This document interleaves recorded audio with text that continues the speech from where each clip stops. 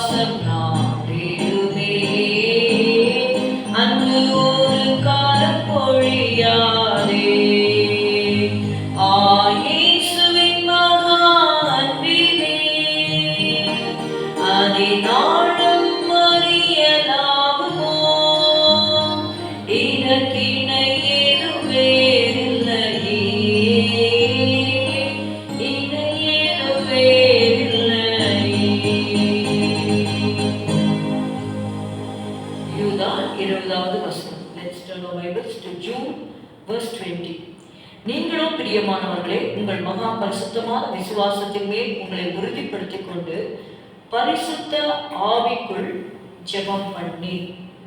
But ye beloved, building up yourselves on your most holy faith, praying in the Holy Ghost. அடுத்த வசனம் பார்க்கிறோம். தேவனுடைய அன்பிலே உங்களை காத்துக்கொண்டு நித்திய ஜீவனுக்கு ஏதுவாக நம்முடைய கர்த்தராகிய இயேசு கிறிஸ்துவினுடைய இரக்கத்தை பெற காத்திருங்கள். Keep yourselves in the love of God, looking for the mercy of our Lord Jesus Christ unto eternal life. Faith is like a building. We need to daily add the bricks of prayer, scripture and obedience to strengthen our spiritual foundation. விசுவாசம் என்பது ஒரு கட்டடம் போல.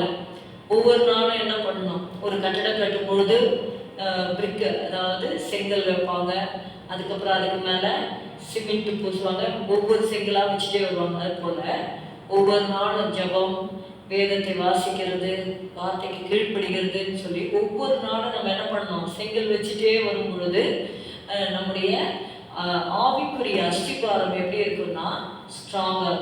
It will strengthen our spiritual foundation. அதனால நம்ம பார்க்குறோம். நீங்களும் பிரியமானவர்களே, உங்கள் மகா பரிசுத்தமான விசுவாசத்துமே உங்களை உறுதிப்படுத்தி கொண்டு, நீங்கள் உறுதிப்படுத்தி கொண்டுன்னு இருக்குது. நீங்கள் ஆங்கிலத்தில் பார்த்தீங்கன்னா building up yourselves on your most holy faith, then pray in the holy ghost. Do my prayers flow from routine or am I allowing the Spirit to guide me into God's will? நம்முடைய சுய சித்தத்தின்படி ஜெபிக்கிற ஜெபங்கள் உண்டு. நம்ம என்னெல்லாம் நம்ம ஆசைப்படுறோமோ அதை ஆண்டவர்கிட்ட நம்ம கேட்குறோம். தவறு கிடையாது. But if it is a spirit-led prayers, you are sure to get the answer from God. ஏன்னா பரிசுத்த ஆவியானவர் எப்பயுமே தன்னுடைய இஷ்டத்தின்படி அவர் ஜெபிக்க மாட்டார், தேவனுடைய சித்தத்தின்படி அவர் ஜெபம் பண்ணுவார்னு சொல்லி பார்க்க. ரோமர் 8வது அதிகாரத்தை நீங்கள் வாசிங்கன்னா தெரியும். பரிசுத்த ஆவியானவர் வாக்கு கடங்காத பெருமூச்சுகளோடு நம் மூலமாக வேண்டுதல் செய்கிறார் என்று நம்ம பார்க்கிறோம். If you see Romans chapter 8, you see the Spirit itself helpeth in our infirmities. If where we do not know what to pray, the Holy Spirit will pray through us. ரோமர் 8:26. அந்தபடியே ஆவியானவர் நமது you can see Romans 8:26.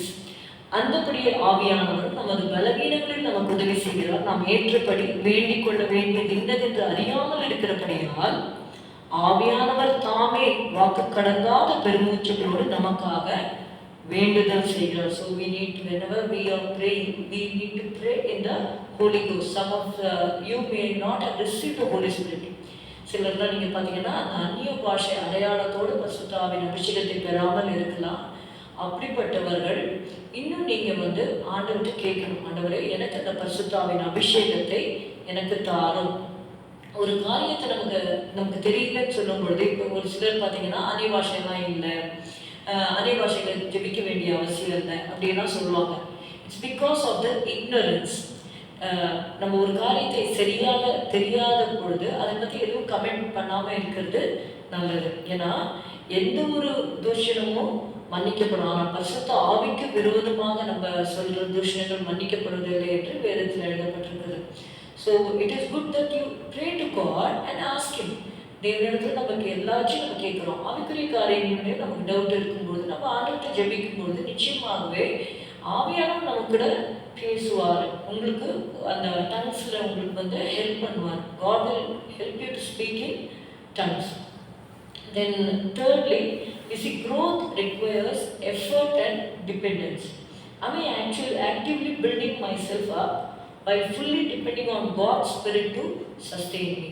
நான் பரிசுத்தாவியை சார்ந்து கொண்டு இந்த விசுவாசத்திலே நான் உறுதிப்படுகிறேனா கட்டப்படுகிறேனா என்பதை நம்ம பார்த்துக்கொள்ள வேண்டும்.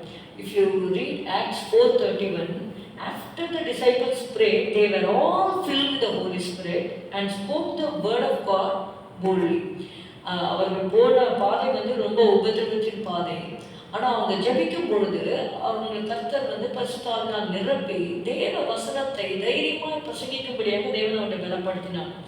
So the faith was built up through prayer in the Spirit. This empowered them to stand firm against the oppositions they faced in the ministry. அவங்களுடைய ஊழியத்திலே அப்போஸ்தலர்கள் எதிர்ப்பை சந்திக்கும் பொழுது அவங்க ஒருமனப்பட்டவர்களாய் ஆவிக்குள்ள நிறைந்து ஜெபிக்கும் பொழுது தேவன் அவர்களை பலப்படுத்தி வசனத்தை தைரியமாய் பிரசங்கிக்கும்படி அடையாளங்களினாலும் அற்புதங்களினாலும் அவருடைய வார்த்தைகளை அப்போஸ்தலருடைய வார்த்தைகளை உறுதிப்படுத்தினார் என்று நம்ம வாசிக்கிறோம். இந்த நாட்களிலும் கூட தேவன் அதை நமக்கு செய்வார். ஸ்தோத்திரம் அப்பா, உம்மை துதிக்கிறோம் ஆண்டவரே.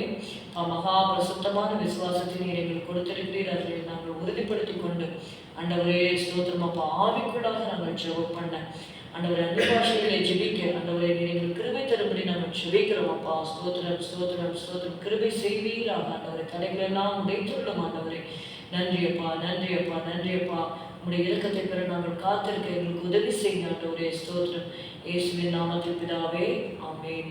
என் ஆத்துமாவே கர்த்தரை ஸ்தோத்திரி, என் முழு உள்ளமையோட பரிசுத்த நாமத்தை ஸ்தோத்திரி. என் ஆத்துமாவே கர்த்தரை ஸ்தோத்திரி. கர்த்தர் செய்த சகல உபகாரங்களை மறவாதே. Good morning. Have a good day. God bless you.